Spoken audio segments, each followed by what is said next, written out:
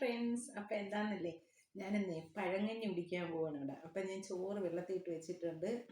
അപ്പോൾ പഴങ്കഞ്ഞിക്ക് എന്തൊക്കെ കറികളെന്ന് കാണണ്ടേ.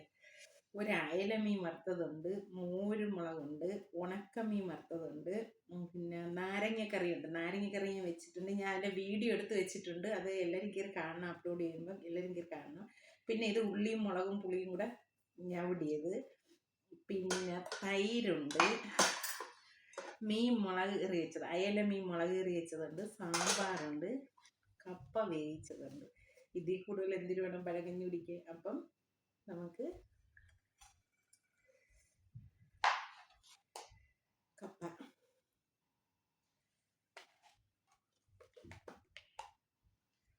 തൈര്, നല്ല കട്ട തൈര്,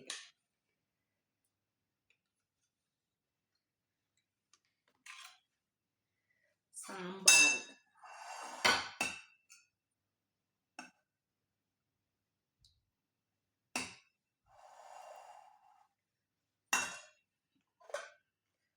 മീൻ, അയല മീൻ മുളകിട്ടത്, നല്ല അടിപൊളി സൂപ്പർ മീൻ കറിയുണ്ട്.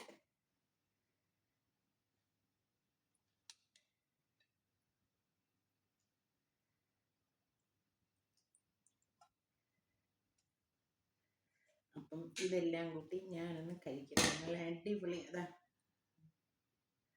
ഓക്കെ.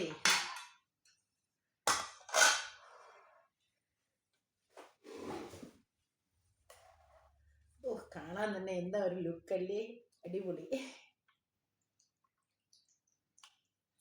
ഒപ്പോ എല്ലാം കൂടെ ഇളക്കി. സൂപ്പർ. ഒരു ഉണ്ടമുളകും കൂടെ ഉണ്ടെങ്കിൽ പറയുകയും വേണ്ട, അടിപൊളി.